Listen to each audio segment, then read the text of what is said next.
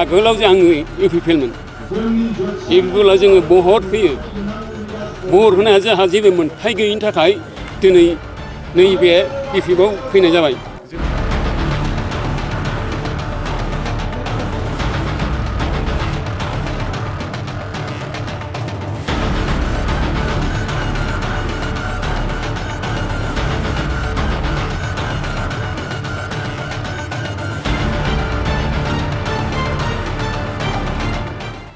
दिनै जोंहा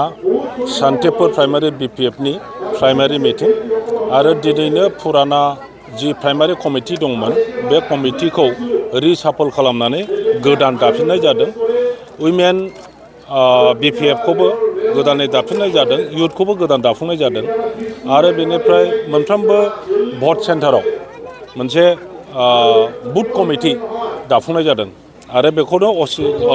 बेनि दारैनो मोनसे पाब्लिक मिटिंबो लानाय जादों बे अफिसनि दरखं मोखाङाव। बयबो जेरैबायदि मिटिङाव फैदों नोंथांमोना दिनै नुबाय हाजार हाजार सान्तिपुर बासिया बे मिटिङाव फैदों खोनानाय लोगो लोगोनो लेंहराबालानो मानसिफ्रा मिन्थिनाय लोगो लोगोनो फैदों स्पन्टेनासलि। दा बेखौनो इसारा होनाय बायदि नुदों जे दानि इउपिपिएल सरकारनि प्रति जोंनि रायजो राजाफ्रा एकदम माने बिश्वास आरो बिसास गैला, बिसोरनि सायाव जोबोद दुखु मोनबाय। ओंखायनो बिपिएफनि प्रति बिथांमोनहा फैनानै खामानि मावनो गोसो जादों आरो दिनैनि बे मिटिङावनो बे सा ओनसोल हाग्रा सेर सेराव थानाय गोबांथार बेसेबां जन आं दा नाम्बारखौ मिन्थिनो मोनला बुरजाथार गामियारि जायफ्रा इउपिपिएलजों थानानै खामानि मावदोंमोन आरो बिथांमोननो भट होनो थाखाय रायजो राजाफोरखौ मिटिं खालायै थांनाय इलेक्सनाव खामानि मावदोंमोन, बिथांमोनहा बोराबनानै इउपिपिएलखौ बोराबनानै दिनै बिपिएफआव जइन जादों। गतिके फैगौ इलेक्सननि समफ्राव बे सान्तिपुर प्राइमारि हिसाबै बिपिएफनि समर्थकफ्रा माने बिपिएफखौ मोजां मोनग्रा रायजो राजाफ्रा गोबांथार बांबाय, जों बेखौ नुनो मोनदों।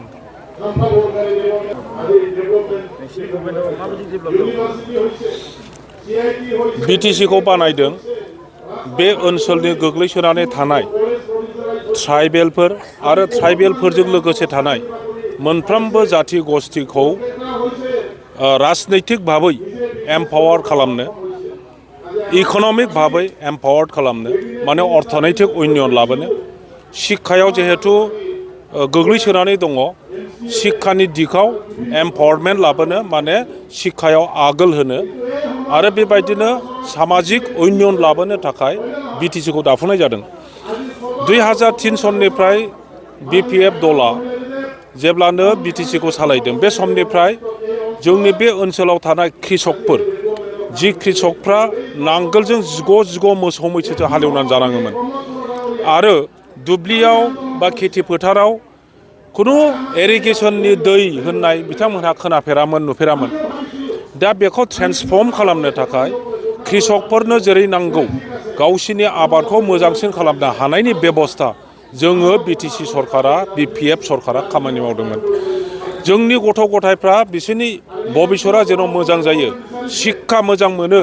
बेनि थाखाय जि मावनांगौ जोंनि बिटिसि दाफुंनायनि आगोलाव समग्र बिटिसि ओनसोलाव जोंनि फरायसालिफोरनि जि अबस्था जेरैबायदि गाज्रिमोन बेखौ जोङो फोसाबफुंनो हादोंमोन। जोंनि जायगायाव टेक्न'लजि इन्सटिटिउट खुनु बेबायदि होननाय टेक्न'लजिनि इन्सटिटिउट जोंनाव गैयामोन। जोङो इन्जिनियारिं कलेज बानायदों, CIT बानायदों आरो मोनब्रै डिस्ट्रिक्टआव ITIनि सेन्टार जोङो बानायनानै होदों। बेनि दारैहाय जोंनि गथ' गथायफ्रा एसेब्लाबो टेक्न'लजिनि गियान बा शिक्षाखौ मोननो हादों। जोंनि जायगायाव स्कुल कलेज फरायखांनायनि उनाव इउनिभारसिटि फरायनो मोनामोन। बड'लेण्ड इउनिभारसिटिखौ बानायनानै दिनै बेवहायनो MA PhD जोंनि मानसिफ्रा फरायनो हादों। थिग बिब्दिनो शिक्षायाव जोङो आगोल होदोंमोन। जोंनि हान्था मेला जोबोद गाज्रिथारमोन। हान्था मेला गैयिनि थाखायनो जोंनि जायगायाव खुनु धरननि बिजनेस बेबसाय सोलियामोन। दिनै खना खनला गामि मोनफ्रोमावबो गारि सालायनो हानाय हान्था मेला बे बिपिएफनि समावनो बिपिएफ सरकारनि समावनो जोङो बानायदों। आइ दालां गैयिनि थाखाय आइ बारनायनि बिमा बारनाय होननानै बुङो बे निसिमा ओनसोलनि मानसिफ्रा गथ' गथाय लोमजाब्लाबो बिसिया फिसा जानांगौब्लाबो डाक्टारनि खाथियाव लांनो हायामोन थैखोमानानै थायोमोन दिनै जोङो बे आइ दालांनि सायाव गंनै आइ दैनि सायाव गंनै दालां बानायनानै निसिमा ओनसोलनि रायजो राजाफोरनो गोदान मोनसे जिबन जोङो लाबोनो हादों थिग बिब्दिनो समग्र बिटिसि ओनसोलाव जोङो सोलायनाय लाबोदों ट्रेन्सफरमेसन लाबोदों सोब दिगायाव नाथाय जि इउपिपिएल पार्टी बे पार्टिया थांनाय इलेक्सननि आगोल बिपिएफ सरकारा 17 बोसोराव जेबो मावाखै जोंनि सरकार जुदि जायो अब्ला जोङो बिटिसि ओनसोलाव परिबर्तन लाबोगोन सोलायनाय लाबोगोन माने बिपिएफआ जि मावदों बेनि 100 गुना 1000 गुना जोङो खामानि मावगोन होननानै रायजो राजाफोरखौ जेरैबायदि प्रतारना दिनै खालामबाय न'खर न'खर रायजो होगोन होननानै बुंबाय सासेबो साख्रि होनो हायाखै दिनैसिम मोनफ्रोमबो जायगायाव उन्नयननि खामानि मावगोन दालां गंसे बानायाखै स्कुल गंसे बानायाखै हाथाय गंसे बानायाखै माथावरि गंसे बानायाखै खालि थाखा जानाय पार्सेन्टेज लानाय होननानै जोङो बयबो रायजो राजाफ्रा खोनाजोब्बाय बेफोरखौ नुनानै बेफोरखौ खोनानानै दिनै रायजो राजाफ्रा जोबोद दुखु मोनबाय बिटिसिखौ खमथाखौ बारायहोनो नागारै बिटिसिनि खमथाखौ जि खमायहोबायनो सरलथा डिपार्टमेन्ट हरफिनबायनो फरेस्ट डिपार्टमेन्टआ आरोबाव माबायाव आसाम गभर्नमेन्टआवसो थांफिनबायनो माबानि अन्थाइ बालानि महलनि फैसा क्रेसार मेचिन लगायनानै बिजनेस खालामनायनि फैसाखौ बिटिसि सरकारा मोनलानो आसाम गभर्नमेन्टआसो मोनलांसैनो बेफोरबायदि बायदिसिना गोबां खोथा जोङो दिनै खोनाफिननो मोन्दों दा बेफोरखौनो दुखु मोननानै रायजो राजाफ्रा बे इउपिपिएल सरकारनि प्रति आस्थाया दिनै जोब्बाय थांनाय बावैसो सिगां क'क्राझार जिल्ला हिसाबै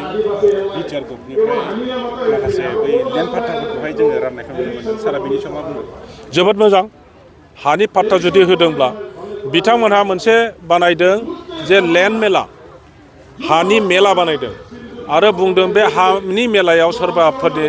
हाया जुदि नियादि जायाखैबा बाहाय एप्लाइ खालामनांगौ हाखौ हानि मेला बानायजाया जुदि आयेन बानायो बे आलादा खोथा मेला बानायनानै मोननाङै मानसिफ्राबो मोननो थाखाय जुदि दरखास्त होयोब्ला आरो मोननांगौ मानसिफ्रा मानिबा थाखाय दरखास्त हैनाया जाथ'वाखैब्ला लेट जाबायब्ला गावसोर खामानि मावनो थाखाय मोननाङै मानसिफोरनोबो हा होफ्रांनो हागौ ओंखायनो बाहाय मेला बानायजाया दा थाङै थुङै ओरैबायदि खालामगोन ट्राइबेल मानसिफोरनि हायाबो कास्टआव दङ बर' मानसिफ्राबो नेपालि मानसिफ्राबो कास्टनि हायाव दङ आदिबासियाबो कास्ट लेन्डआव दङ राजबंसियाबो कास्ट लेन्डआव दङ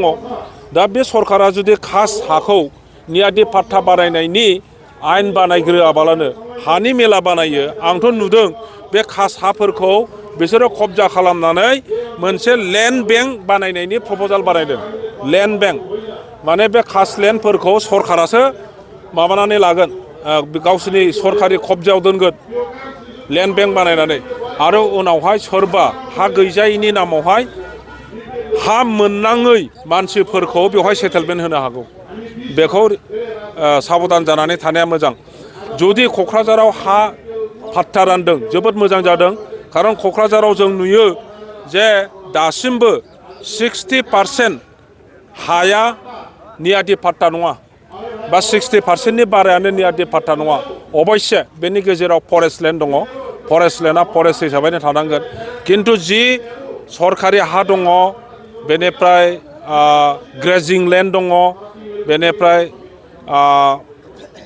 मा होनो दैनि सेर जि हाफोर ओरैनो दङ बे हाफोरखौ जुदि एलटमेन्ट होयो आरो नियादि पाट्टा होयो हा गैजायै मानसिफोरनो जोबोद मोजां जागोन मोनसे इन्टारेस्टिं कुइसन सार फैबाय थानाय एमपि इलेक्सननि बिजाथिनि थाखाय खामानि मावनाया माबायदि आवगायगासिनो फैगौ एमपि इलेक्सननि थाखाय बिपिएफ दोलो हिसाबै जोङो अक्ट'बर बा नभेम्बर मासावहाय जोंनि केन्डिडेटनि नामखौ रायजो राजानो खोन्थागोन डिक्लेयार खालामगोन होननानै जोंहा थांनाय बर्मा कनभेन्सनाव जोङो डिसिसन लादों बे हिसाबै दासिमबो रावनिबो नामखौ लाथ'नाय जायाखै थेवब्लाबो जोंनि बिपिएफ दोलोनि दैदेनगिरि बिथांमोनहा सानै साथामसो केन्डिडेटफोरनि नामखौ सिगाङाव दोननानै जों दा खामानि मावगासिनो दङ सम फैब्लानो सोरआ जागोन बेखौ जोङो डिक्लेयार खालामगोन नाथाय बिपिएफ दोलो हिसाबै दिनै बिटिसिआव थानाय साफ्रोमबो मोनफ्रोमबो जाथि गस्थिनि रायजो राजाफोर मोनफ्रोमबो धोरोमनि रायजो राजाफोर मोनफ्रोमबो राव बुंग्रा रायजो राजाफोरखौ खौसेयै बिपिएफ खालामजोबनो थाखाय जोङो खामानि मावगासिनो दङ आरो बे खेथ्रआव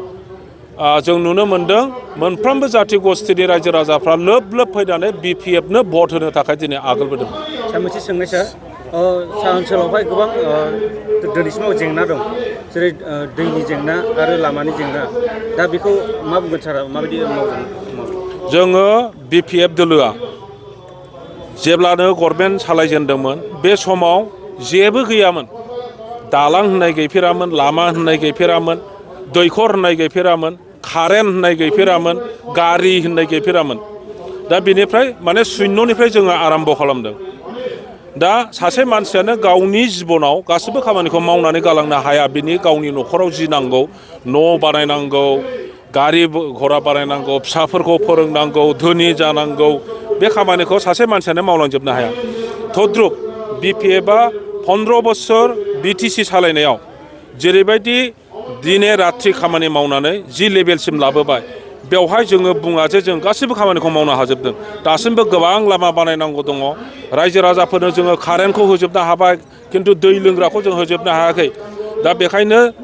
जोंनि उनाव जाय सरकारा दिनै फैबाय बिथांमोनहा जों मावबोनो हायि खामानिखौ अनेस्टलि रायजो राजानो जेरै नांगौ ओरै मावनानै होनांगौ बे खेथ्रआव खामानि मावनायनि बेलायाव उनथिं जानानै थानो नाङा आरो कनजुस जानानै थानो नाङा नोंसोरो बिपिएफ सापर्टारसो नोंसोरनि लामाखौ जों बानाया नोंसोरो गुबुन पार्टिनिसो मानसि इउपिपिएल नङा नोंसोरनो जोङो न' होआ नोंसोरनो जोङो सरकारि आसनि होआ बेबायदि जानो नाङा नेताफोरनि मन'भाबा खिन्थु जोङो बेखौ नुनो मोन्दों जायनि थाखाय अबेबा गामि जाय गामिया बिपिएफखौसो सापर्ट खालामो इउपिपिएलखौ सापर्ट खालाया बे गामियाव सरकारि आसनि होनो नागिराखै। दोलोआ जुदि नोंथांखौ सायख'योब्ला रायजो राजाफोरखौ मा बुंगोन? आं बेखौ दानो जेबो बुंथ'वा खारन बिपिएफ दोलोनिफ्राय दासिमबो आंखौ बा सोरखौबा पार्टिकुलार नाम लानानै उमुगानो जागोन होननानै बुंथ'वाखै जोंनि दैदेनगिरिया ओंखायनो बेखौ बुंनानै लानाया दिनैनि दिनाव आसखान्दा जागोन। सायख'गोन होनना आसा दं नामा सार? आंबो सासे केन्डिडेट जोंनि साथाम साब्रै बिपिएफनि दैदेनगिरिफोरनि गेजेराव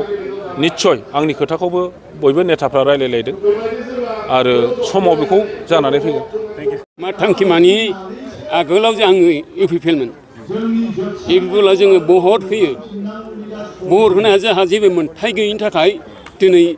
नैबे बिपिएफआव फैनाय जाबाय। जेबो माने मा मोन्थाय मोनाखै? मोन्थाय माने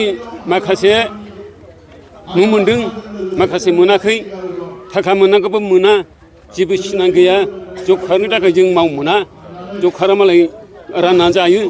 दा बेनिखायनो जों ग्रुप लानानै बे ग्रुप लानायनि गेजेरावनो आं लिडार जानानै लोगोफोरखौ लिंबोनानै आङो बर'दांनि आंनि मुङा जादों जुमाय नार्जारि। नोंथांमोनहा साबैसे सोद्रोमाया एसे बुरजामोन माखासे फैयाखै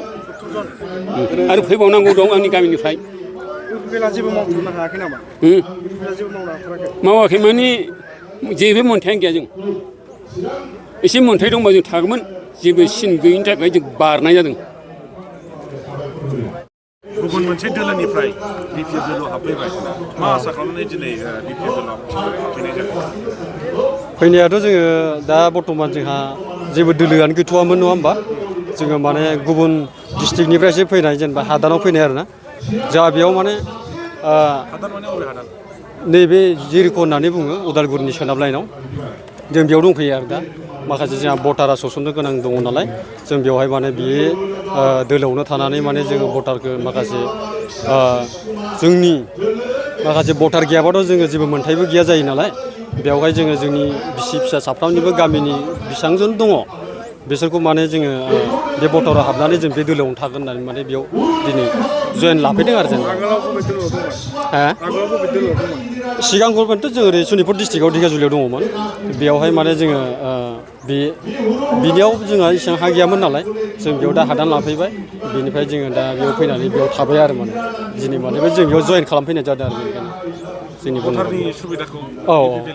इउपिपिएलनिफ्राय होनाय जायाखैमोन नामा नोंथांमोन? होथ'वाखै होनाया जेबो सुबिदा माने बेफोरबायदि खोथाबो जोंजों रायज्लायहैनायबो जाखायाखै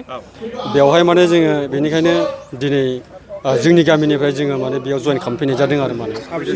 जोङोथ' दा बर्थमान दङ बारा गामि दरसेयावहाय जोङो बारा गैया माखासे लकेल दंजोबखायो जोङो गासै 9 घरसोल'सो दङ आरो माने माखासे ओरै गोदानावथ' दाखालि होजानायखौथ' मिथिखाबाय जानो हागौ नङा होमबा बेफोरबो गोदान गोजा